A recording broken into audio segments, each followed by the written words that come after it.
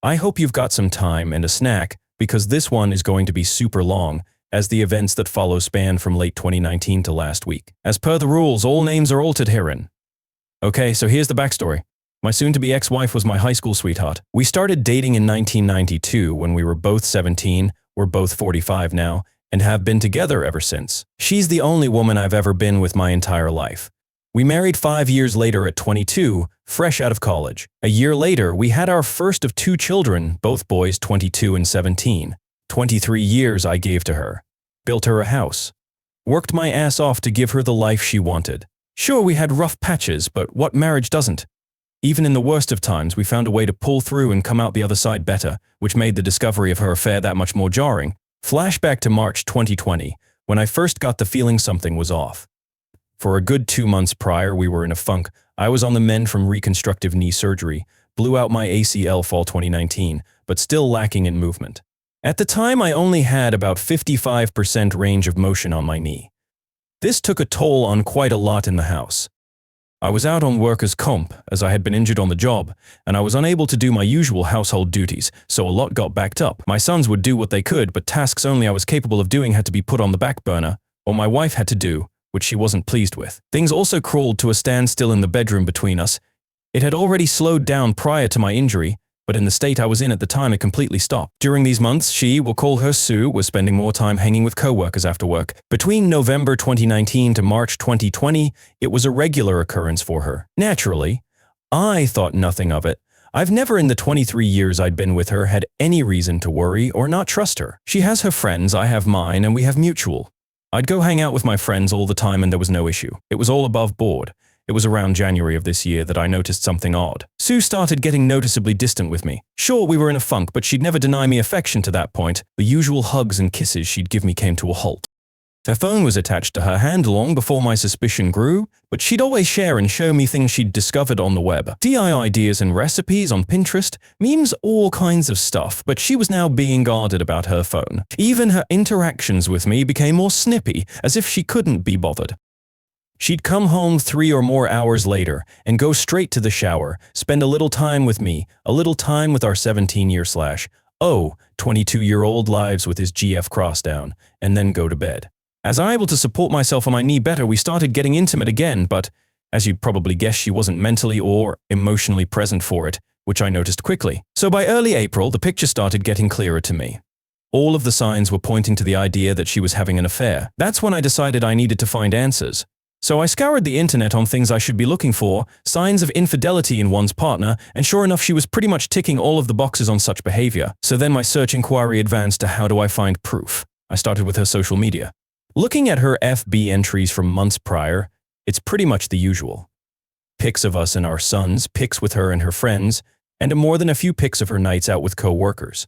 In these pics, it's a mixed bag of her closet's friends from work, and a couple folk I've never met from her work, but I see one recurring thing in a number of these pics. One guy, in every picture he's in, he's rather uncomfortably close to her. His arm is around her shoulder, or his hand on her lower back. Way too close for a guy I've never personally met. Needless to say, that put a sour taste in my mouth. But that wasn't the worst of it. No. The worst was the fact that apparently this dude is a friend of hers on FB and follows her on IG. So I go to look up his FB account, and wouldn't you know it, I'm blocked. Why the hell am I blocked from seeing this guy's FB account? But he's friends with her on FB. Yep. Now I'm in Batman detective mode. At that point, I wasn't even trying to deny it. I knew she was cheating on me with this guy. My mission was to find out for how long. And over the course of April and May, that's what I did. You know, I never had any clue the depth of info you could secure from phone, text, and email records up until then. We have a family plan cell phone package, and I was able to pull up quite a bit of data. My STB/XW's data history was telling. The 2 most frequent numbers she had interacted with from October 2019 to April 2020 was my own, and a number I'd never seen before. Take a wild guess whose number it was. A quick check on Google and I confirmed it was the dude from the photos who blocked me on FB. We'll call him Pius, cause that's what he is. Again, the picture becomes even clearer at this point, but a lot of their messages and texts were disjointed, which meant she was deleting a lot of them. I knew she was cheating on me with this guy, but nothing in the data could serve as a smoking gun. I needed more evidence. It's at this point that I tell my best friend as what I had found. He asked me did I confront her with what I had. and I said no because I felt like it wasn't enough. That's when he told me about an app that I could download to apparently spy on her communications in real time. I won't say the name as I don't know the rules on that here. I got it installed, sync up my data plan, and waited. Within days of doing so, I finally saw it. A text string between the two of them talking about how much fun they'd had the previous night and making plans to do it again that weekend. Boom, gut punch. To say I was completely devastating was an understatement. I guess that moment counts as my D-Day. And for the next 2 days after I was just broken, I actively distanced myself from her those 2 days immediately after D-Day, which she was noticeably shaking by. She'd try to console me and ask me what was wrong, but I'd brush it off and leave her presence. I couldn't even look at her. This woman who I gave 23 years of my life to, who I have given everything I could and more to as a husband, and she stepped outside of our marriage for a guy just 5 years older than our eldest son. By the 3rd day, I wasn't even sad anymore. I was pissed. I contacted Oz to let him know my suspicion was confirmed, and he asked me had I confronted her yet. My answer was no. And I told him I wanted payback. I didn't want to just divorce her. I wanted to destroy her. I wanted to leave her life in shambles and effing ruin her. It was going to take time to do so, and I devised a plan. In my readings and research on infidelity, I had saw a quote that resonated with me that went, "The enemy of infidelity is unpredictability," or something to that ilk. That was going to be the basis of my plan. I was going to make her life hell on wheels while also secretly planning my exit strategy. So we're now in early June and I've still got the app installed?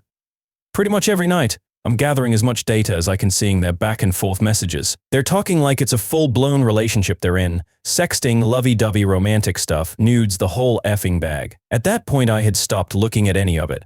I was just collecting info and cataloging on my private FPS server. Meanwhile, I start doing things out of the ordinary. I start going out at odd times. I start coming home even later than she does. In her presence, I'm on my phone a lot more than usual, and when she asks, "What are you up to?" I'd just simply say just stuff and put my phone away. I'd also changed my login info on everything, so she couldn't access any of my stuff. Mind you, for our entire marriage, we'd never hid anything from each other. But right around, I'm assuming, the start of her affair, she'd changed her password on FB, as well as on her phone, stating she had to, because of the security breaches in recent months. Yay, really nice cover for hiding your affair from your husband. Anyway, I'd clued Dawes in on my plan, as well as telling my older and only sister and 2 more of my closest friends what was going on. These are people I trust with my life, and I swore them to secrecy. For context, Oz and I have been friends since we were kids. The other of our friends, Joey and Nina, we've known since high school. Make note of Nina. She comes in to play down the road. July comes and my soon-to-be ex-wife is in full paranoia mode. She's texting and calling me a lot more frequently now, asking me if I'm going to be home when she gets home.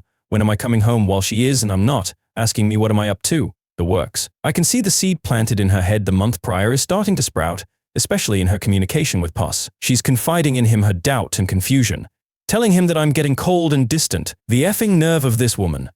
In the interim of these interactions with Poss, she suggests that maybe they should stop meeting up at our house because she has no idea if I'd just show up, confirming that yes, she's had this fuckwad in my home. Thanks, Sue.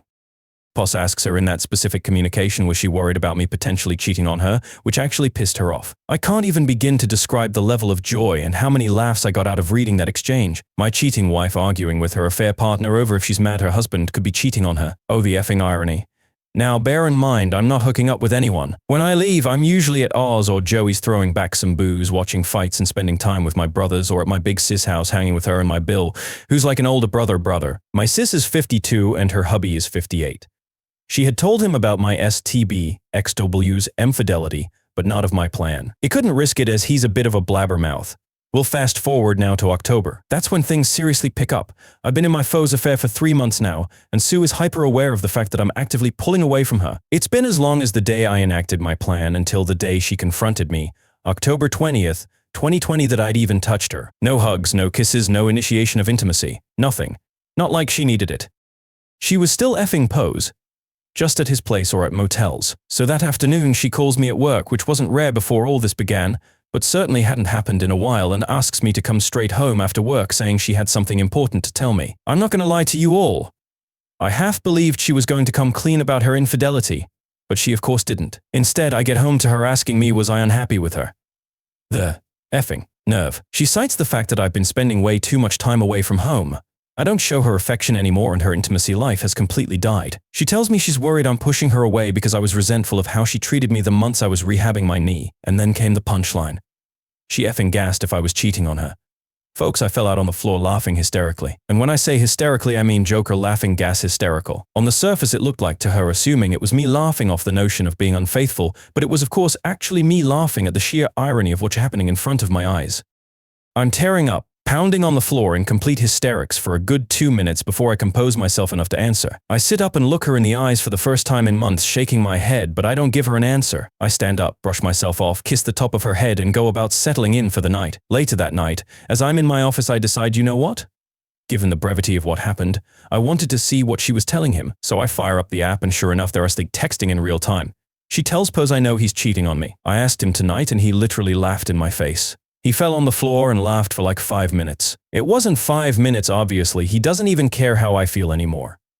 I don't know how or why, but he's gone. I know I've lost him. This is karma, I know it. The smile I had on my face reading that must have resembled a Cheshire cat. She was breaking. Pos attempted to console her, saying that if I enough for her, she wouldn't have had come to him to give her what I wasn't giving her. But the tone of her responses told me she was having doubt now.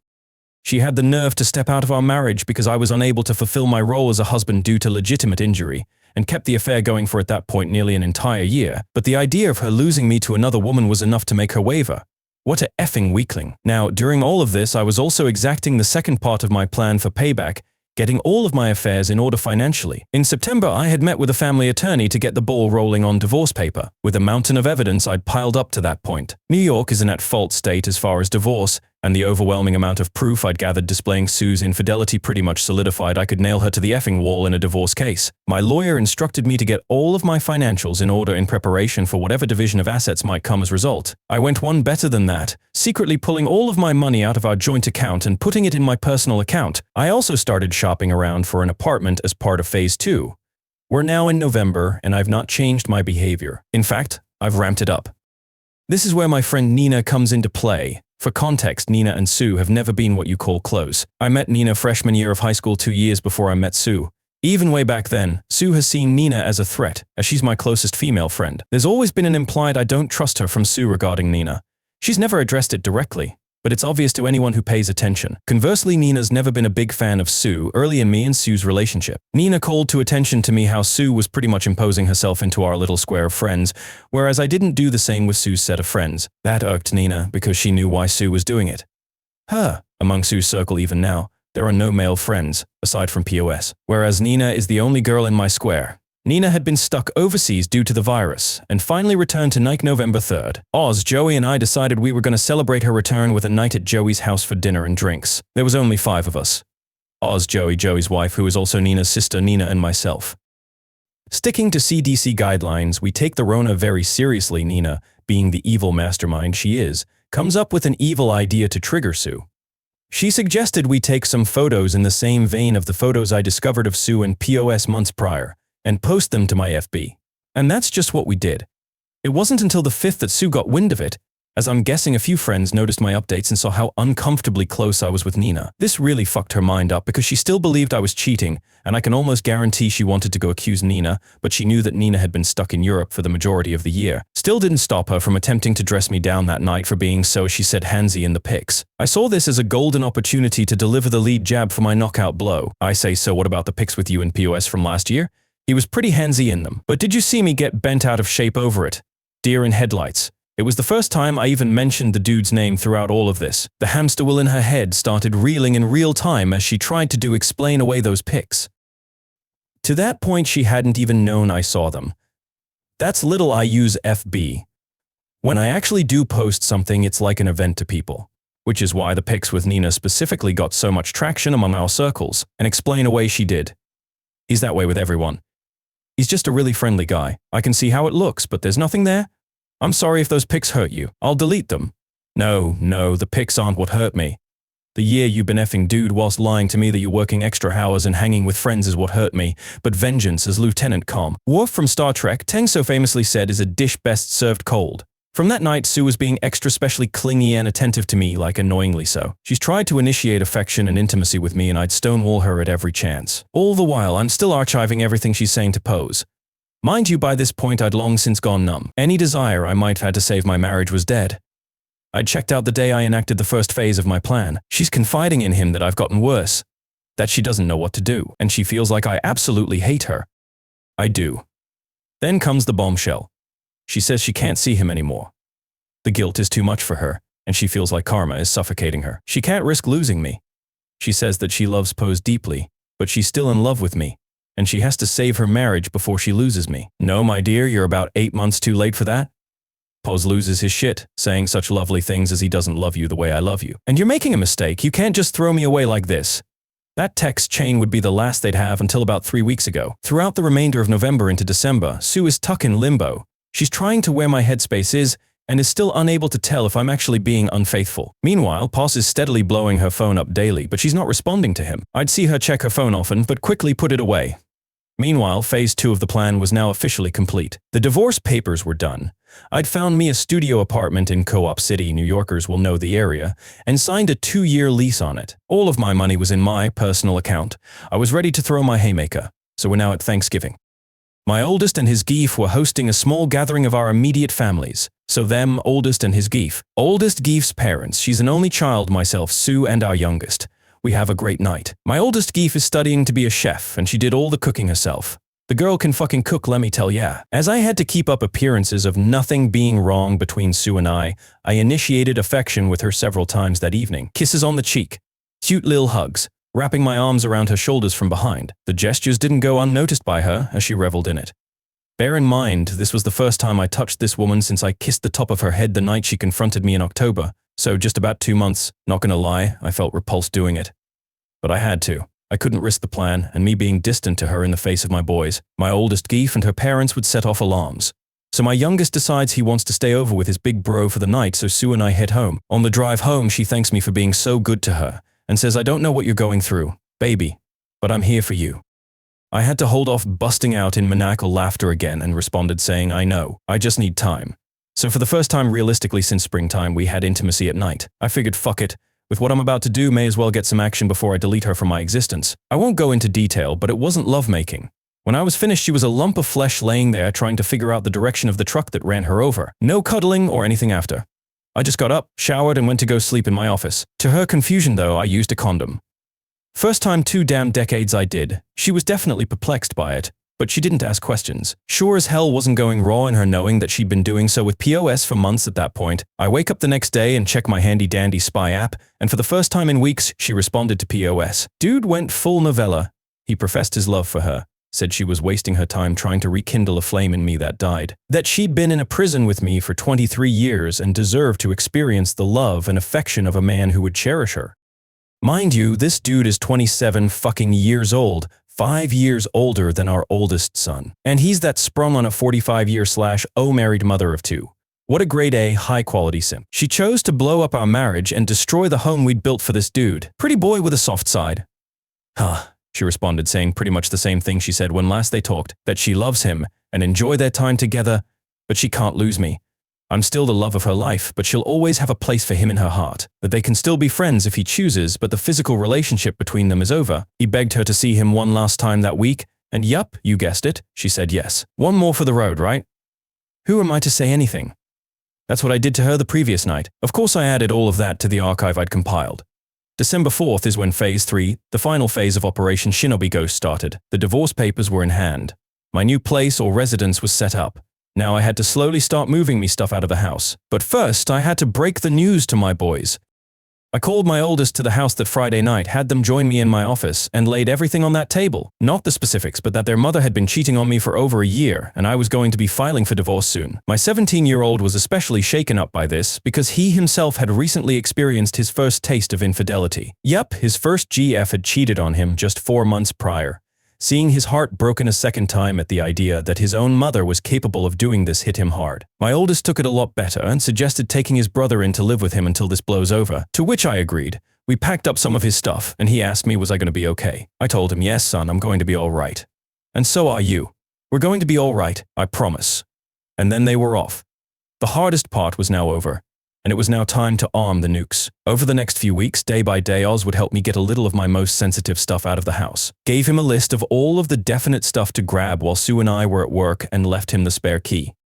This was all stuff Sue wouldn't notice was missing, unless you told her it was gone. I'd also gotten a new phone and phone number, and told everyone who needed to know Oz, Joey, Nana, my boys, Big Sis, and my mother, my new contact info. Meanwhile, I'm keeping up the rows with Sue and she's none the wiser, trickling bits and pieces of affection to her just to keep her off of the trail, whilst she's still in contact with POS, not to the extent that they'd been prior. But there's still an emotional thing happening. The fog is faint, but it's still there. All the while, I gather everything. And I do mean everything. Every bit of data I've the plan. Call logs, texts, pics, emails, everything, and start making printouts. Folks, I must have spent over $1,500 on staple supplies. Printer, ink, paper, binders, the works, and I cataloged everything in order. From the beginning of the affair until that last bit 2 weeks ago, December 16th in the binders, 14 of them. I then put each one in a box and gift-wrapped each, addressing them to various people. My mother, my father passed 7 years ago, her parents, her 2 sisters, her brother, her HR department. Did I forget to mention POS works for the same company, and there's an expressed rule against intercompany relationships because of the nature of what she does. Several of her friends, POS and POS parents. Lugged all of those fuckers to the post office and shipped them all out December 16th. ETA for delivery, December 22nd, 24th. Perfect, so we're now at Christmas Eve. Sue comes home around the usual time. No idea if she'd seen POS. I'd stopped tracking her on the app the 18th. Figure I'd gotten all the mileage I needed from it. As per usual, she showers, hangs out with me a bit, I blow her back out on the living room couch. I know I'm effing gashol, and she turns in for the night. The final phase was upon me at long last. The nuke I'd been arming since June was finally about to launch. In the middle of the night, I woke up and wrapped up one of the 3 remaining binders with the divorce papers taped to the inside cover and set it on my side of the bed with a note that said Merry Christmas on it. Next to it, I left my old phone and the business card of my lawyer. I packed up the remainder of my most needed items, enough to fill 2 backpacks, and I left my home that I spent 23 years in for the last time. That, my friends, was 1 week ago. To Sue, I am completely off the grid, gone shadow ghosted. She's blocked on FB, but still hasn't blocked me for some reason. So I'm keeping tabs on the fallout. It's absolutely glorious. My packages have reached everyone I sent them out to, and Sue is getting crucified. Her youngest sister completely dressed her down. Both of her parents have condemned her. My mom absolutely destroyed her. Like, holy shit. I know my mom has a mean streak, but the things she called Sue were unfucking holy. She's been frantically trying to find out if anyone knows where I am, but those that do aren't saying a word. All over her FB feed, she's desperately trying to reach me, because I'm guessing she knows I'm likely looking. But I'm not saying a fing word to her without my lawyer present. That'll be the next time I share oxygen with her. She's got no way of spinning the narrative to paint me as the bad guy because I've exposed her to everyone who matters to her. And from what a mutual friend who works in the same company as her. She and POS apparently are being put on administrative leave as of tomorrow. So yay, chances are she'll be going into 2021 unemployed. As for the final 2 binders, well, one has been turned over to my lawyer as my final bit of evidence for my impending divorce, and the last one I put in my storage unit to be burned in Joey's fire pit when the divorce is final. Do I feel guilty about this? No, not even in the slightest. 23 years I did right by this woman. I gave her the home she wanted. I gave her the family she wanted. I gave her the life I felt we both deserved, and I loved her unconditionally. Never have I faltered. Never have I strayed. Never have I even entertained the notion of breaking my vows. When an issue came up that I felt was affecting our marriage, I came to her and told her, and we sorted it out as best we could. She opted to find comfort in another man's bed rather than come to me and say she was unhappy with her intimacy life at the time. She decided to step out with the young punk who gave her the tingles. So no, I have no sympathy for what I did or for her. She can burn in hell for all I care. The most I stand to lose is my house, a car, and maybe a couple $100 a month in alimony. But seeing as the divorce is filed under the statute of adultery and Nis is at fault, that might get waived with the insurmountable amount of evidence I've provided. As far as I'm concerned, she's dead to me and I'm never looking back. Quick edit, Nis is not fully at fault. Under certain circumstances, a divorce can be filed at fault, of which my lawyer has informed me my case falls under. I'll be meeting the soon-to-be ex-wife with her lawyer tomorrow. I'm guessing I'll just update here. Update, fooled my cheating soon-to-be ex-wife into thinking I was cheating, then thermonuclear shinobi ghosted and served her Christmas Day. Christmas Day was the first full day I spent in my new apartment. It's still a work in progress, as I have more stuff I want to get, but overall I've made it my home since I'm going to be here for 2 years. My boys and the eldest GF came over and spent a good portion of the day with me. The GF brought over treats she'd made, and also whipped up a really nice meal. I got to sit and talk with my sons in a way I hadn't done in a really long time, and it was nice. My big sis also came over with more goodies and hung out with us also. It'd been the first time she'd seen her nephews in nearly a year. Having all of them around did me some real good. As if I were by myself, I think I would have just drank myself into a stupor. Everyone cleared out around 8-ish, and I decided I wanted to go hang out with Joey and his wife Claudia. Hung out with them for a couple hours, had a couple drinks, and then went back home. The next big development happened last week, Dec 29th, 2020. Around midday, I get a text from Nina asking if I was busy that night. I, of course, wasn't, so we agreed to meet up after I got off of work. She shows up and we go to a diner not far from where I work. Here in Nike, we're doing indoor dining at 25% capacity thanks to the Rona, but there's mostly no trouble getting seats because so many of us opt not to dine out as much these days regardless. So after we're seated and order our food, Nina pretty much lays all of her cards on the table, and honestly, I knew this was coming. She basically confessed that she's like me all the way back since we were teenagers, but never got the chance to tell me since Sue swooped in and scooped him up before she could. For context, I've known Nina longer than Sue by 2 years. As I mentioned, she's been the fourth point of my social square of myself, Oz and Joey. We were the social outcasts in high school. The raver kids who didn't fit into all of the other cliques. Back then, Nina had a weight problem and was diabetic. She was the heavy-set goth chick who was super cool, but no guy would ever give a second glance at. But we always had chemistry.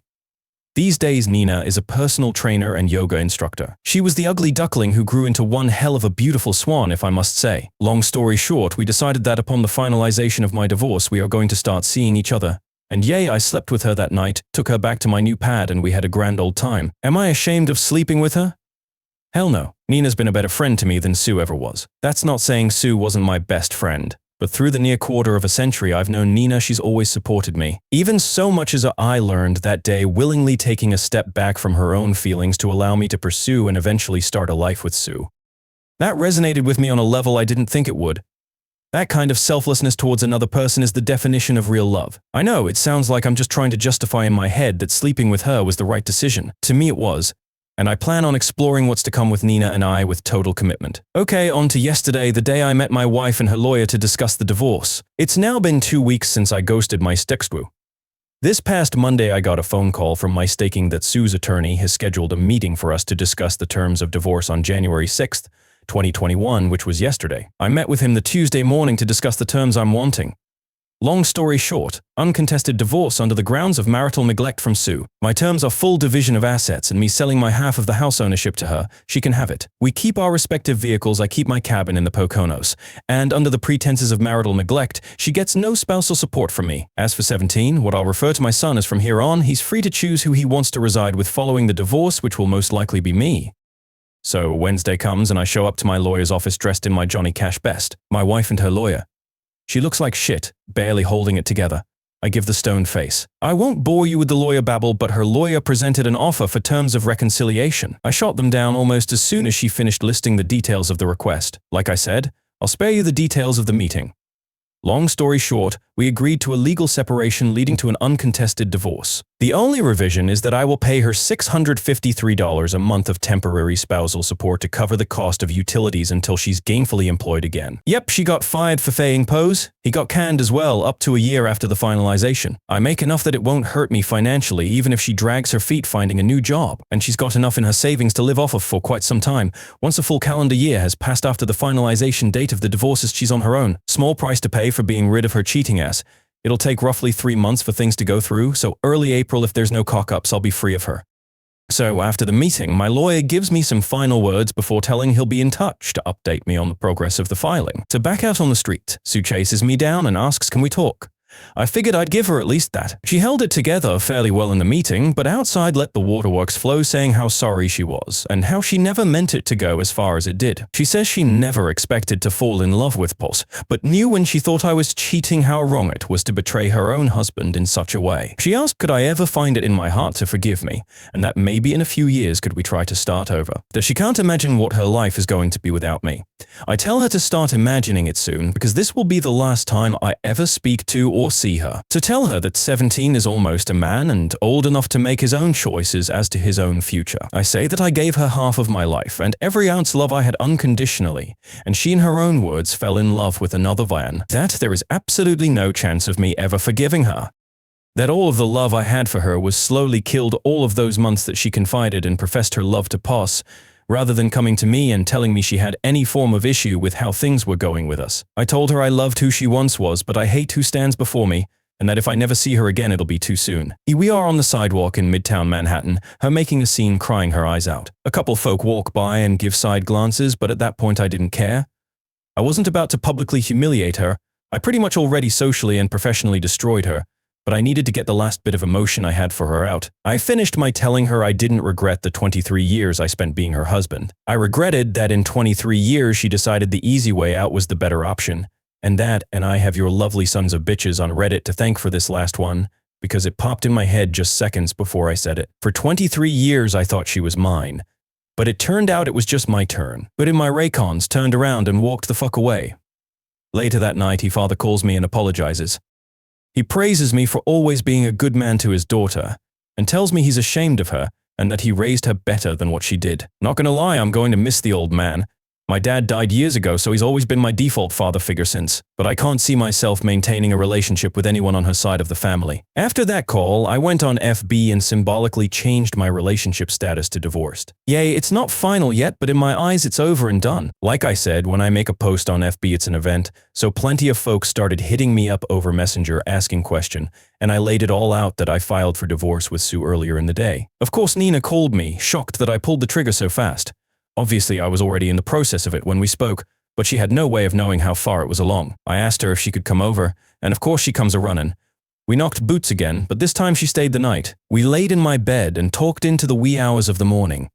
And I haven't felt this level of relief and connection in really long time. Nina gets me, and I can't get enough being around her. Since the day she confided in me, she's all that's been on my mind. Yeah, I know some folk are gonna say it's fucked up I'm moving on so fast, but as far as I'm concerned my marriage ended the day POS let Sue touch his pecker, so I'm about due, so yay. That's it. That's the end. My divorce is in the works, and I'm moving on to start a relationship with Nina. I know in a comment response to someone I said I'd probably not marry ever again, but that was before Nina came clean to me about how she felt towards me, and I can't deny that I feel the same. We're going to take it slow, and we're not announcing anything until the divorce with Sue is legal and official. As for Sue, I could give a flying fuck to her. She could move POS into our old home for all I care. I'll be getting my money for the house over the course of 2021 4 quarterly installments, and aside from the $653 I will pay out directly to her savings account monthly, I never have to see or speak to her again.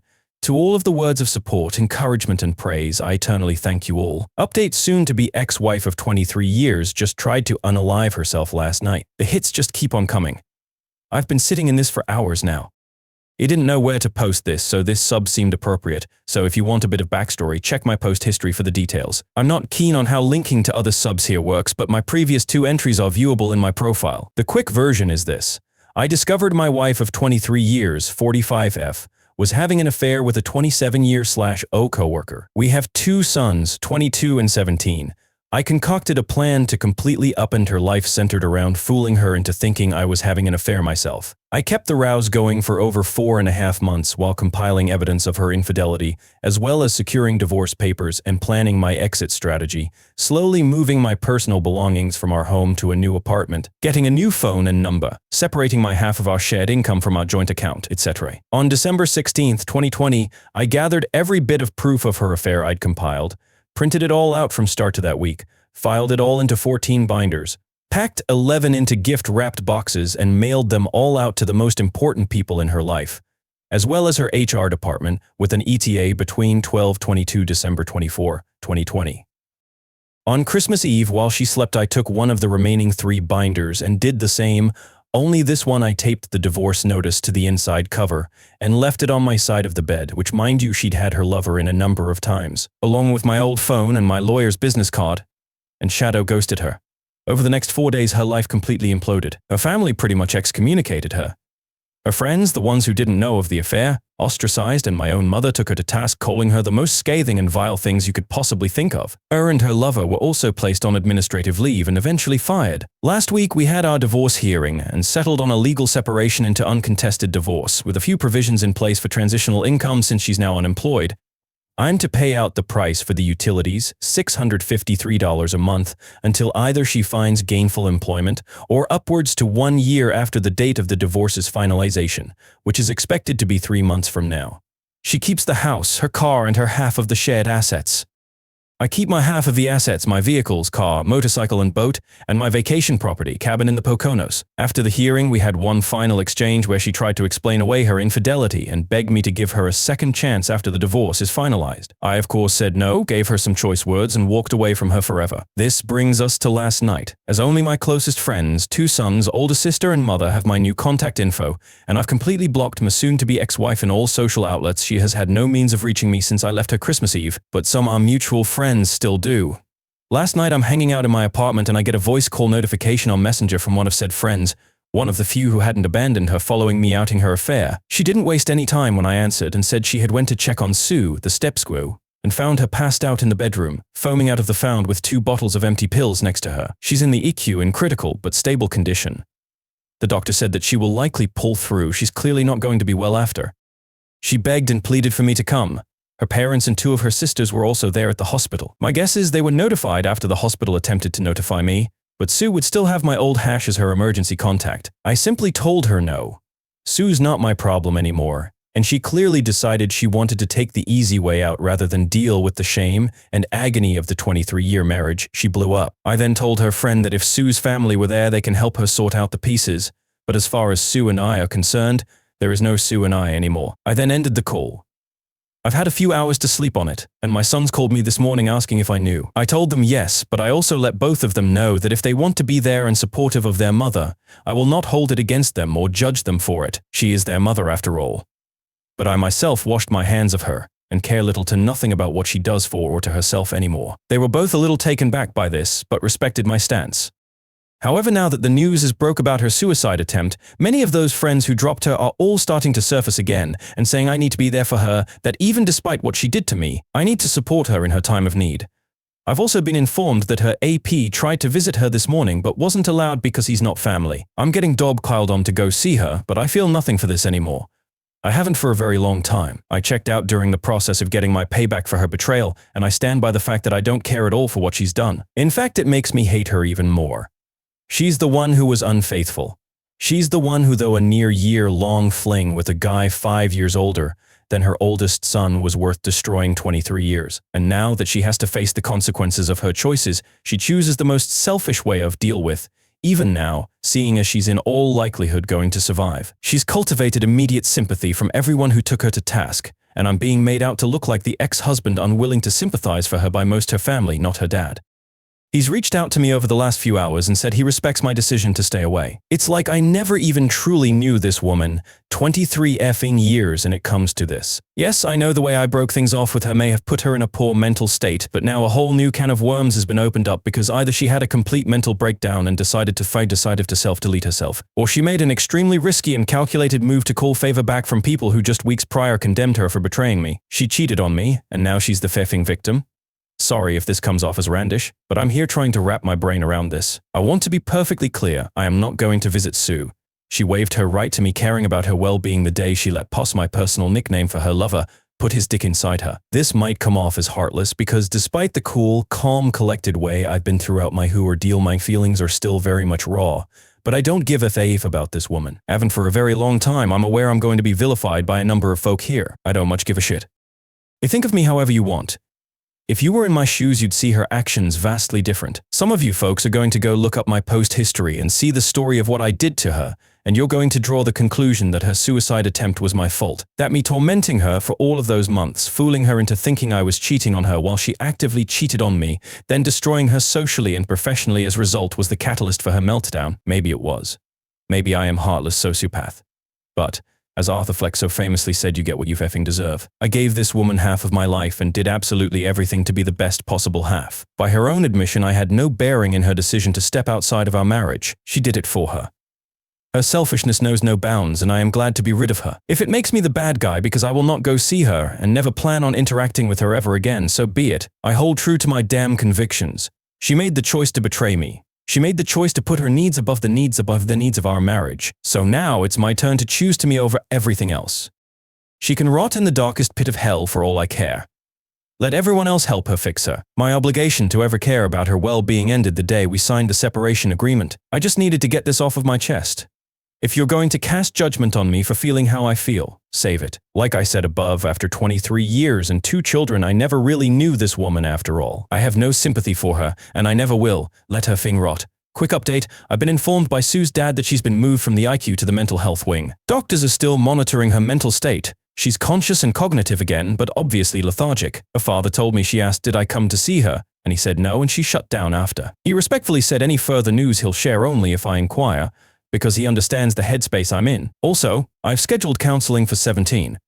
The first consultation is this coming Monday. Update aftermath of STBEXW's IMing attempt. I'm writing this here as a form of therapy, a way to get my thoughts out in a pragmatic way. Today, against everything I said in my previous posts and comments, I went to go see Sue. She's been out of the hospital 4 days now, and believe it or not, it was Nina who convinced me I'd come to see her. She said the only way I'd let go of the contempt I feel for her is to see her one last time, in her weakened state. So around 6 p.m. I called her for the first time since I served her. Her hello wasn't the bright and bubbly hello I'd know for over 2 decades. Her voice was hoarse and weak. The moment she heard my voice, she immediately began crying. Took almost 3 minutes for her to regain composure enough to talk again. Before she could say anything, I told her I was coming to see her by 8 p.m., and she agreed. It's about an hour and a half from Co-op City, where my new apartment is, to my old home, so I grabbed a bite to eat from the local pizzeria and started on my way there. I got there about 7:47 p.m., and she was already at the door before I pulled into the driveway. As I came near, I could see the toll her actions had taken on her. She was noticeably thinner, the unhealthy kind of thin. As a whole, she looked like the Walking Dead. First thing she does is try to come in for a hug, and I stop her cold. She got the hint that I wasn't there to console her and backed off immediately. I go inside and sit in the living room. Almost immediately, Sue tells me she wants to come clean. Throughout everything, she tells me she couldn't live with the guilt of what she did to me and the boys. From the day we signed the separation agreement, she went into a tumultuous spiral of guilty and agony that led her to her suicide attempt. Her friend, the one that called me from the hospital, had noticed her behavior and started coming over to check in on her. She said the doctors told her had she not been found just an hour more, she would have succeeded. She admitted to failing me as a wife, that her falling for Posse was wrong, as was her choice not to pull back when she knew she was getting too deep. She also apologized for sharing the many intimate details of our marriage and speaking ill of me to him, that she never imagined herself being the kind of person who doing that, but she was. She said she believed in her head that she was doing the right thing, but ultimately when she thought I was cheating, it all hit her like a ton of brick. The feeling of betrayal was suffocating, and she had to get out of as soon as possible. But it was obviously too late by then. She then asked me at what point did I stop caring.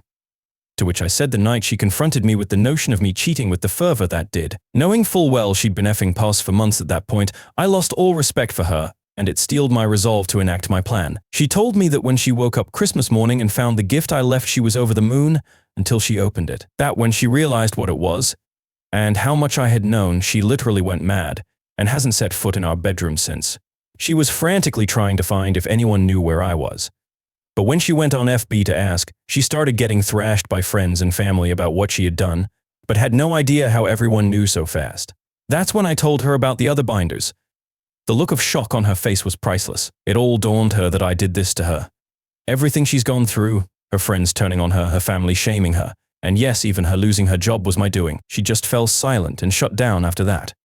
I took the time to go use the bathroom then, and it was in shambles. The mirror was broken, her skincare products were all over the place, and the tub looked like it hadn't been cleaned since they took her to the hospital. When I came back out to the living room, she has her face in her hands weeping, and I can honestly say I felt nothing. No more anger, no more rage, and absolutely not a shred of pity. They say the opposite of love is of indifference. Looking at her, that's all I felt. She looks up at me and says I fucked everything up. I ruined us, and I have no idea what to do. I can't do this by myself. I tell her she's got her family, her friend who found her, and our sons, but she doesn't have me. She never will ever again. I tell her I came to give her closure from the ordeal she just subjected herself to, but the moment I walk out that door, I'm never looking back. So the topic of POS comes up not long after. She tells me he reached out to her 2 days ago. They talked for a couple hours and it ended with her telling him he needs to move on with his life, find a younger woman and forget she exists. The remainder of the convo was Sue apologizing for he betraying me and asking again, was this really the end? I look her dead in the eyes with no hesitation and say yes. It's been over long before I served the divorce notice on Christmas. I felt that was my cue to depart. No words were said, because what more could be said? I left her sitting on the couch, closed the door behind me, got in my car and drove home. It's 2:56 a.m. as I'm typing this. I needed to get this out while it's fresh in my head. This is it. The saga of Sue is done. 17 and I are both scheduled for counseling in the coming weeks. Nina and I are still going strong and sticking to the plan of keeping things under wraps until my divorce is final. I'm staying active and motivated and looking forward to a future with a woman I know well cherish and honor me because she's done so from the shadows for decades. It's time for me to focus on the life ahead of me. So this will probably be the last time I post for a while. Maybe I'll come back with an update when the divorce is official. To everyone who has sent me words of encouragement and well wishes, thank you. To all of those who praised me for my plan of revenge, I can honestly say I wish it never came to it. But if I had to go back and do it again, I wouldn't change a single thing I did, aside from maybe doing more to pause than just getting him fired. And to the one guy who harassed me saying I deserved it because I raped my wife, you're effing delusional and get fucked, you tag nut. Hopping my green ass on Outar here.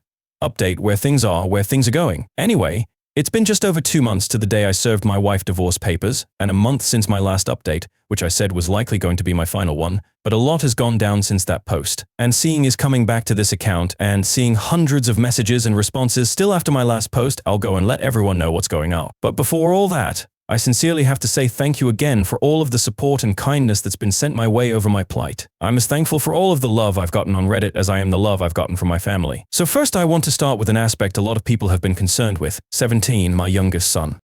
Just days after my last post he began ICE, I went with him his first 2 sessions and he's gone by himself for everyone one since. He goes 2 times a week, and it has drastically helped. For the most part he's doing fine, but I can say that his trust in relationships has been completely shattered. The lasting effects of his own experience with infidelity, coupled with his mother's actions of cheating and her attempted suicide, has left a pretty big scar that I think may take decades to heal. I come to find out his experience was even worse than he let on.